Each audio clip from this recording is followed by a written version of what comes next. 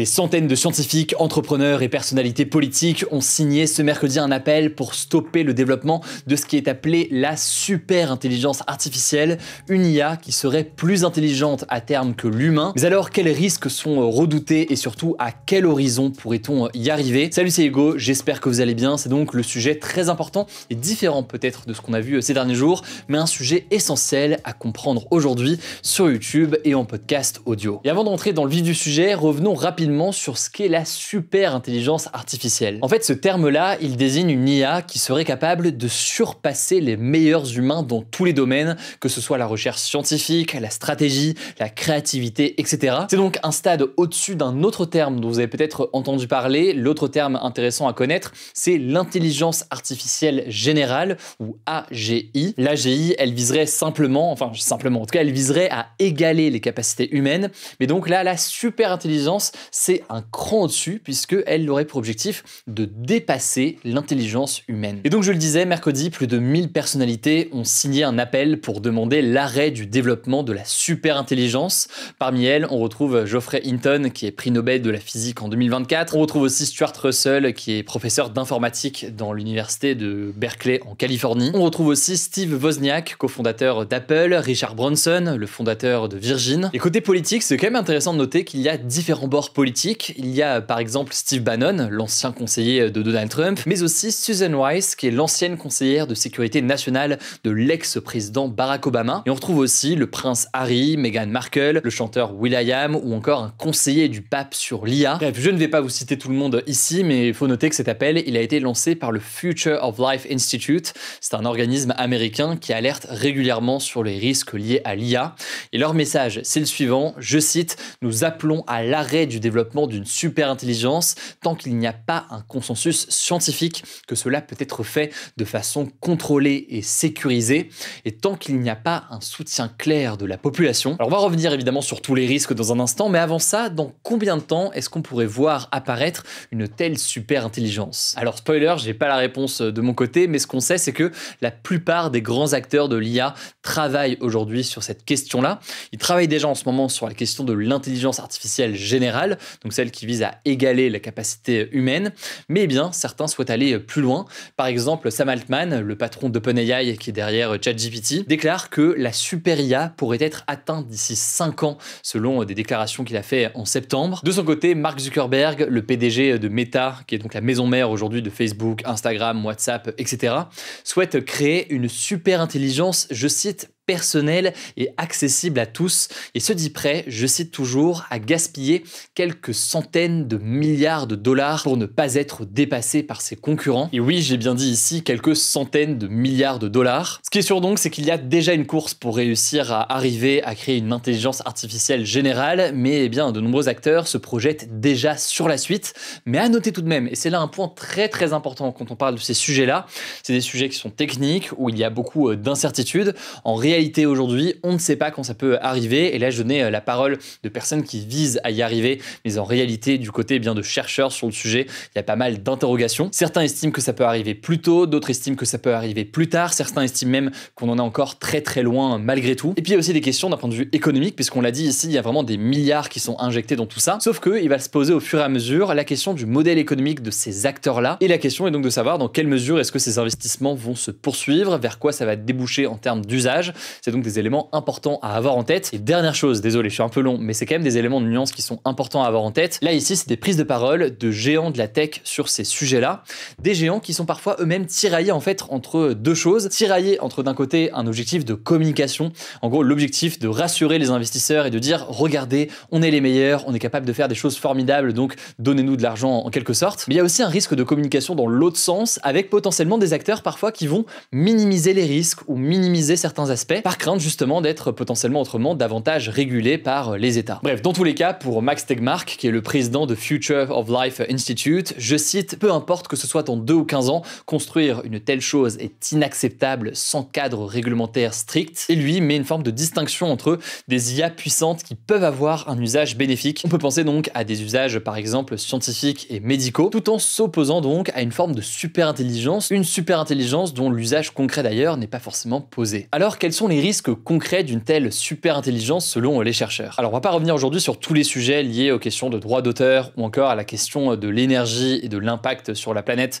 parce que c'est évidemment des sujets absolument essentiels à connaître et à comprendre. Mais en l'occurrence, c'est un sujet qui est déjà une réalité aujourd'hui. Là, on parle de la super intelligence, donc il y a d'autres enjeux qui sont propres à cette IA. Et en 2023, eh bien, des centaines de chercheurs et experts écrivaient, je cite, « Atténuer le risque d'extinction lié à l'IA devrait être une priorité mondiale au même titre que d'autres risques à l'échelle de la société, tels que les pandémies ou les guerres nucléaires. » Par ailleurs, selon Charbel Raphaël Sejri, qui est chercheur et le directeur exécutif du Centre pour la sécurité de l'IA, eh bien, une super intelligence pourrait en fait avoir des capacités et des actions difficiles à anticiper, par exemple dans le lancement de cyberattaques, la création de virus ou encore des déploiements de manière autonome, donc sans contrôle humain. Le risque donc toujours, c'est une forme de dépassement de l'humain et c'est quelque chose dont on parle depuis des années, qui est présent évidemment dans des films de science-fiction aussi depuis longtemps. Mais là, eh bien, de nombreux chercheurs estiment que c'est un risque qui est quand même présent. Alors pour limiter ces risques, l'un des principaux défis aujourd'hui, c'est ce que l'on appelle l'alignement. Je vais essayer de résumer ça facilement. L'alignement, c'est en fait s'assurer que les IA se comportent comme prévu par leurs développeurs. OpenAI a par exemple annoncé vouloir y consacrer une partie importante de ses ressources informatiques,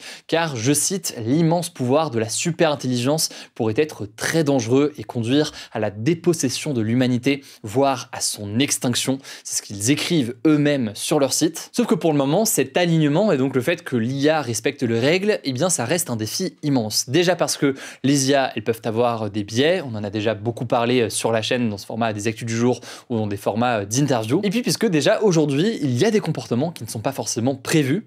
Par exemple, Bing Chat, le chatbot de Microsoft intégré à son moteur de recherche, a parfois dans le passé produit des réponses agressives, allant par exemple jusqu'à menacer un professeur. D'autres expériences, par exemple sur des jeux de stratégie, montraient que parfois l'IA pouvait agir de façon étonnante, par exemple en détruisant des ressources partagées pour atteindre des objectifs, un comportement jugé en quelque sorte dangereux, même si là on est dans le cadre d'un jeu, mais qui montre donc à quel point il peut y avoir des dérives. Et le risque donc, c'est qu'avec une super intelligence et donc une intelligence potentiellement supérieure à celle des humains, on se retrouve avec des problèmes impossibles ou difficiles à régler. Alors maintenant, évidemment, il faut garder en tête que c'est un sujet où il y a encore beaucoup d'incertitudes. Est-ce qu'on en est capable? À quoi ça ressemblerait? Quelles sont aussi les réponses adoptées face à tout cela? Alors en Europe, on peut noter qu'en 2024, il y a eu le règlement AI Act qui vise à tenter d'interdire certaines pratiques à haut risque. C'est le cas par exemple de la notation sociale, de la manipulation subliminale ou encore de la création de bases de données de reconnaissance faciale à partir de sources publiques sans consentement. L'objectif affiché donc, c'est de garantir la sécurité, les droits fondamentaux et un développement éthique en quelque sorte de l'IA, même s'il y a d'autres aspects de cette loi qui font débat, on aura l'occasion d'en reparler. Mais tout ça pose beaucoup de questions, notamment la question de l'efficacité de ces lois. En effet, OpenAI et toutes ces entreprises, elles sont pour la plupart, hormis quelques exemples comme Mistral, mais la plupart sont basées aux États-Unis. Dans quelle mesure est-ce que l'Union européenne est réellement capable sur son territoire de faire appliquer tout cela? C'est des questions qui sont posées par beaucoup. Par ailleurs, ce qui est sûr, c'est qu'en parallèle, c'est un véritable enjeu géopolitique entre deux géants aujourd'hui. Alors certes, il y a l'Europe, mais il y a surtout aujourd'hui dans cette guerre, d'un côté les États-Unis et de l'autre côté la Chine, avec des investissements absolument massifs. D'ailleurs, c'est une des questions que j'ai pu poser à Asma Mala, qui est une politologue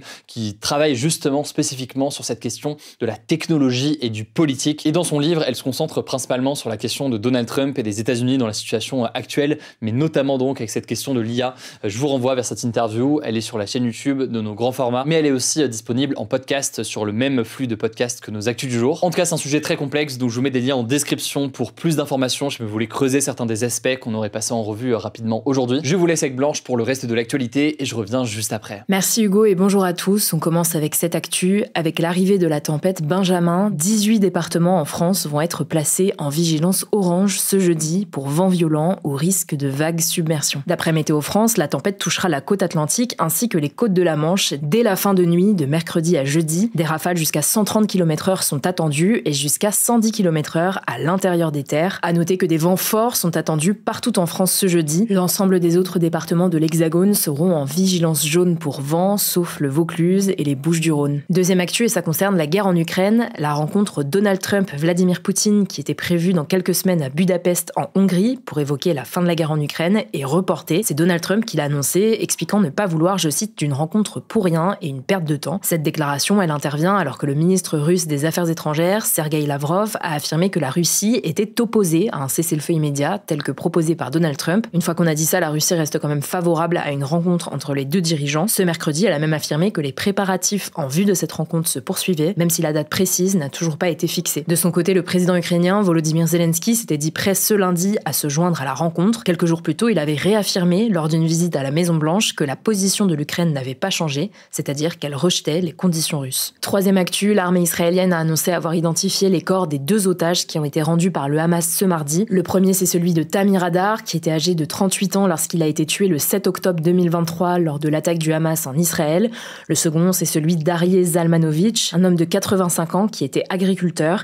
Il a été enlevé le 7 octobre et est apparu en 2023 dans une vidéo du Hamas qui annonçait qu'il avait fait une crise cardiaque sans que ça ait pu être vérifié. Sa mort a ensuite été confirmée en décembre 2023 par Israël. Au total, le Hamas a restitué 15 dépouilles d'otages sur les 28 qu'il retenait dans la bande de Gaza. Tous auraient dû être rendus le 13 octobre, mais le Hamas a évoqué des difficultés à retrouver les dépouilles alors que la bande de Gaza est dévastée par plus de 2 ans de bombardements israéliens. En parallèle, Emmanuel Macron a déclaré ce mardi que le cessez-le-feu à Gaza était, je cite, très fragile et a appelé à l'acheminement de l'aide humanitaire le plus tôt possible.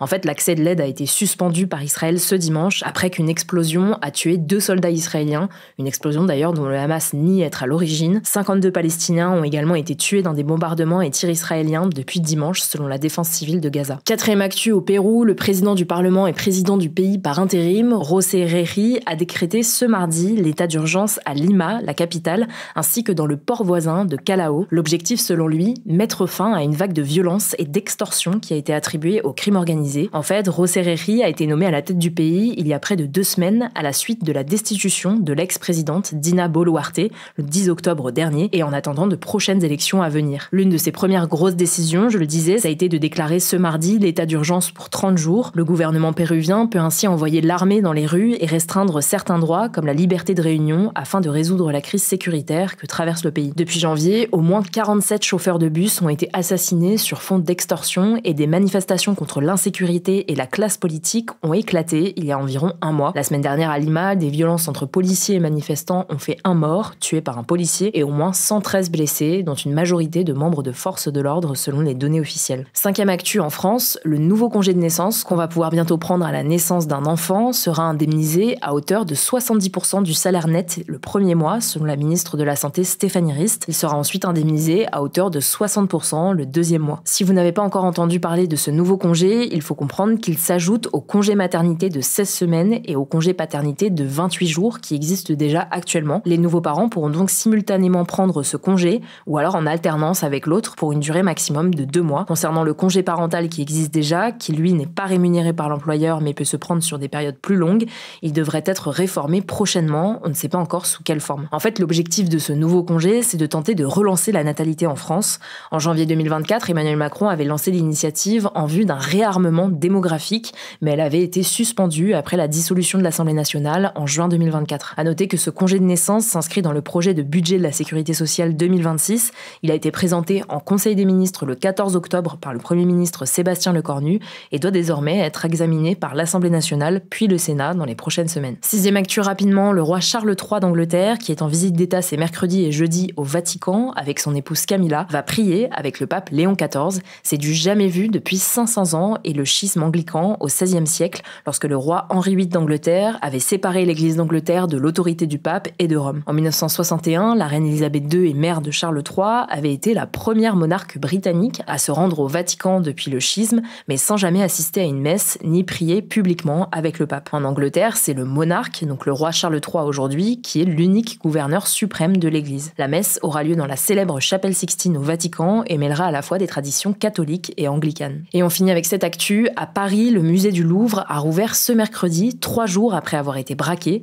Seule la galerie d'Apollon, où le cambriolage a eu lieu, reste fermée au public pour le moment. Le musée a estimé ce mardi à 88 millions d'euros le préjudice du vol. Parmi les pièces dérobées, on compte des bijoux sertis de centaines de diamants, d'émeraudes et de saphirs liés à l'histoire royale française, mais le Louvre et l'État ont annoncé que la perte allait bien au-delà de l'aspect financier, car ce sont des objets irremplaçables. L'enquête est toujours en cours pour tenter d'identifier les auteurs et retrouver les bijoux.